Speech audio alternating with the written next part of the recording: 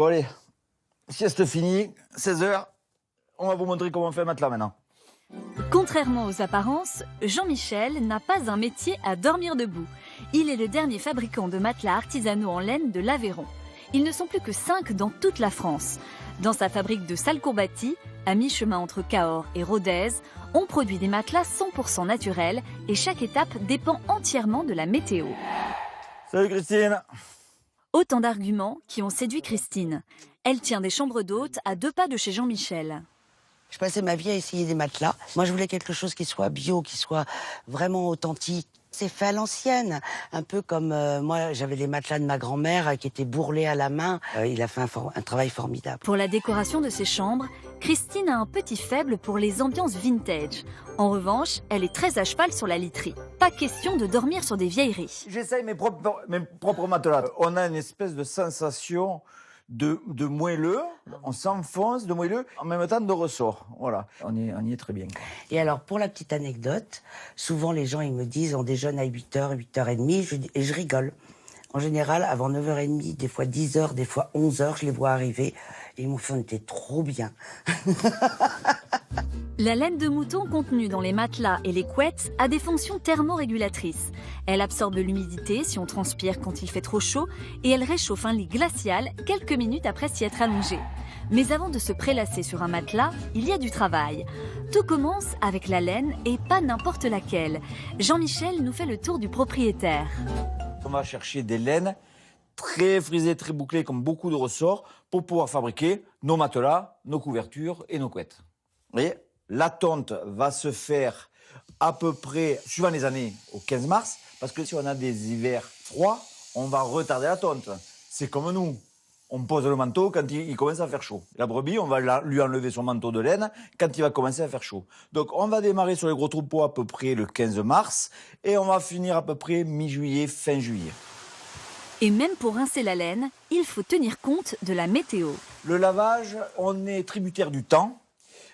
Et surtout des pluies, des saisons de pluie, donc plutôt l'hiver. On utilise à peu près 100 ml d'eau au jour. Il faut que la réserve d'eau soit alimentée en permanence par la rivière. Donc on va laver quand il va pleuvoir, à peu près au mois d'octobre-novembre, jusqu'au mois de mai.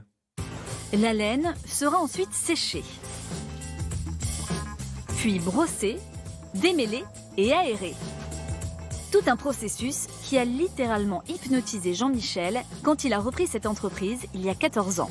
À l'époque, il était commercial dans la vente de peinture automobile, mais il a voulu changer de vie. Un bouleversement radical. Quand on est arrivé pour visiter la fabrique, on est surtout tombé amoureux des machines. Quand vous entendez couiner, grincer, voilà, c'est ce qui nous a séduit. Puisque le métier, on ne le connaissait pas. Moi, j'étais pas dans ce métier-là, mon épouse non plus. Effectivement, même son de cloche chez Chantal, l'épouse de Jean-Michel. Ça m'a pris les tripes et c'est vrai que j'étais en admiration de ces machines, de ces salles, de cette matière que je connaissais pas. Voilà, tout m'a plu en fait. C'est ça le coup de foudre, quoi. C'est tout qui m'a plu. Et alors que nous avions 2 enfants, on n'a quand même pas eu peur de quitter tout dans le Midi pour venir s'installer ici pour un renouveau, quoi. Il a fallu tout apprendre sur le tas pour faire de cette aventure un succès. Un retour au naturel qui a fait des émules puisque depuis 1 an, Cécile, qui travaillait dans la fabrication de prothèses médicales, a décidé de se reconvertir en matelassière. Quand on voit toute cette laine, on se dit qu'on va passer un hiver bien au chaud. Là, j'étais en train de vérifier qu'il y ait bien la même quantité de laine à peu près partout. Voilà, donc c'est au toucher, tout se fait au toucher.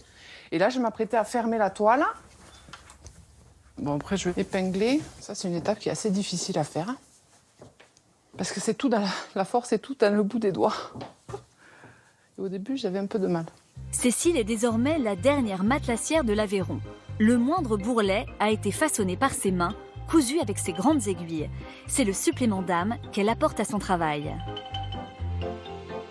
À la fin de la journée, je suis contente, j'ai un matelas. Et je sais qu'il y a des gens qui vont y dormir dessus, qui vont être contents.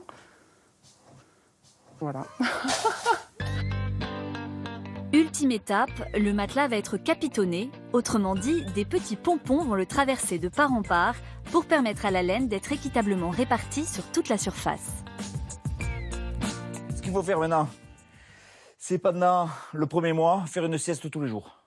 14h, 16h. Avec ça, le matelas, la laine, elle est en place. Jean-Michel n'est pas prêt de s'endormir sur ses lauriers. Ces matelas bio, non traités et faits à la main connaissent un succès grandissant. Il faudra cependant compter environ 1 000 € pour un 140 par 190. Le prix d'un sommeil réparateur.